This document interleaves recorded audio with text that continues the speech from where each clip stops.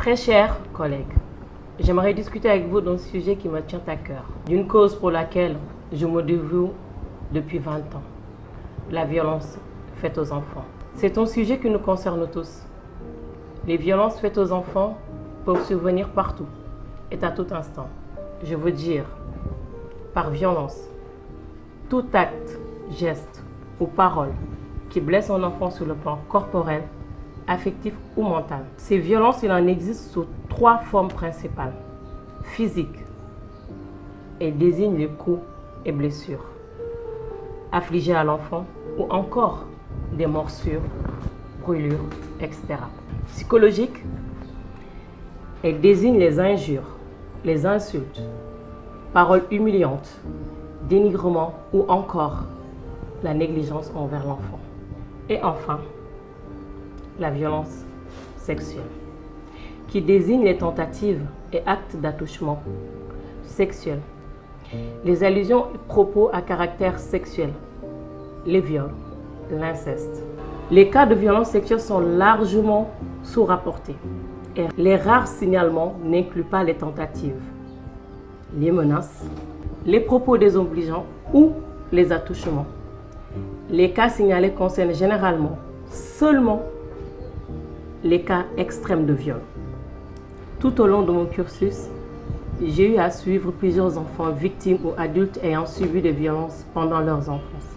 Et je peux vous dire que ces violences physiques, psychologiques et sexuelles ont sur leurs victimes de graves conséquences, comme la maladie chronique, les infections sexuellement transmissibles, retard de développement physique et mental, totale perte d'estime de soi, état de dépression profonde, abandon scolaire, les grossesses précoces, indésirées ou tentatives de suicide. Certaines en ont même perdu la vie. Au-delà de ces conséquences, il y a des répercussions ultérieures au plan social, économique. Il est donc très important de redoubler de vigilance avec nos enfants, de les éduquer avec indulgence et de bien les observer, pour être attentif à tout changement, afin de pouvoir détecter tout comportement inhabituel et de les aider. Très souvent, les enfants victimes ont peur de se confier ou de demander de l'aide aux adultes. Si vous êtes en face d'eux, mettez-les à l'aise en leur posant des questions faciles, surtout lorsque l'enfant est timide ou réticent. Des questions très factuelles comme quoi, qui, où et quand. Ensuite, laissez l'enfant victime donner sa version des faits, sans qu'il se sente dirigé, jugé ou culpabilisé. Montrez de l'empathie et de la confiance vis-à-vis de l'enfant. Être patient s'il a des difficultés à s'exprimer. Évitez de l'interrompre. Comprendre aussi que lors d'une agression, la menace et la peur entraînent un état de sidération.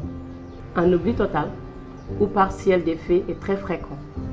Dans ces cas, il ne faut pas souligner ouvertement ces incohérences, car toute insinuation, même légère, sur la véracité de ces dires peut être interprétée comme une nouvelle agression. Une fois que l'enfant victime s'est confié, c'est aussi important de lui faire comprendre qu'il aura toute l'aide qu'il ou elle mérite et tenir cette promesse en agissant au plus vite.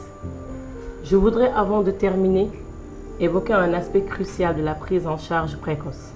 C'est le signalement et la référence à temps des cas, surtout de violences sexuelles.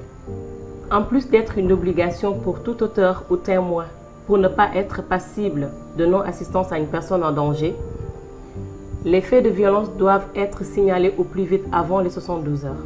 Cela permet de prendre les dispositions sanitaires et, en cas d'action judiciaire, d'asseoir les preuves. Les enfants victimes de violences physiques, psychologiques ou sexuelles développent une vulnérabilité particulière que seule une solide assistance pourra guérir.